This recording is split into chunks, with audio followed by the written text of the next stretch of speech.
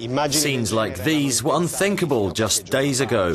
Skies and airports deserted due to a volcanic ash cloud.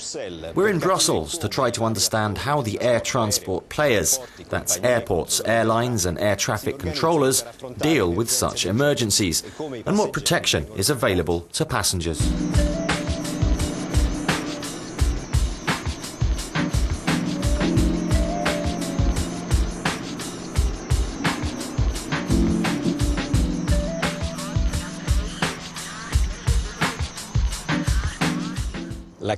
When faced with a crisis in the sky, it's from the airspace that action is taken first. Eurocontrol is the agency in charge of coordinating air traffic in Europe.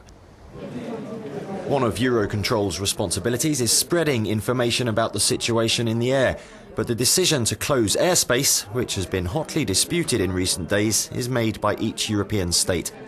We get the information from the volcanic ash advisory centers, who will contact us, and they will also send out their map with the area of possible contamination. Then messages sent out, and we will then arrange for telephone conferences with our counterparts in the navigation service providers, so that they're informed and so that we are informed of their decisions on potential closure of airspace. Eurocontrol personnel are usually prepared for such a crisis. For the volcanic ash situation, that's a particular scenario that we have trained for and that we have simulated during the last 5 years. The last simulation we had was actually in November last year, where we simulated a similar situation as today, with a volcano erupting over Iceland and the ashes spreading southeast towards the core area of Europe. Air traffic control communicates with airlines, but how do airlines react? Let's see what they did here at Brussels Airlines.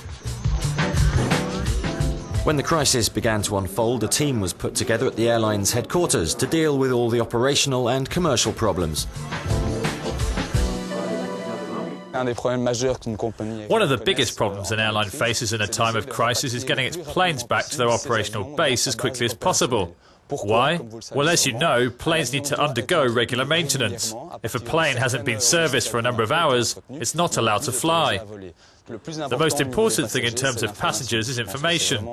I think that this is a priority for an airline during such a crisis, giving as much information as possible, as regularly as possible.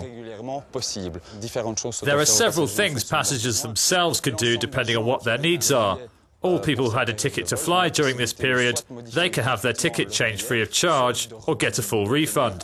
For all non-residents who are supposed to be going home, Brussels Airlines offers all the necessary help to its passengers.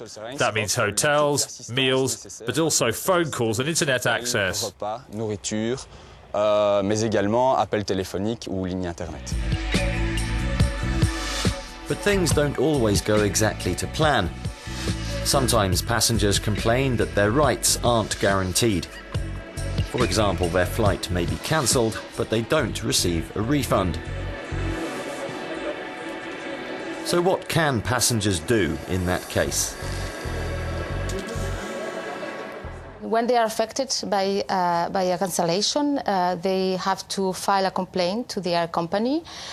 In order to facilitate this task, there is a specific European form that is available in the European Commission's website. And so they have to file a complaint, not necessarily through this form, but in a written form, which is always good in terms of proof. It could happen that their company tries to deviate the legislation, and we are seeing, actually, I have a personal experience because I'm supposed to be in Madrid now, so I actually tried to reroute myself to another flight. So I went to the website of the particular air company, and in principle I have the right to have another ride for free. But they wanted to charge me for it, and it's illegal. At one point or another, all the problems come together here at the airport. There are planes that are supposed to leave that don't, and planes that are supposed to arrive that can't, and that leaves passengers stranded.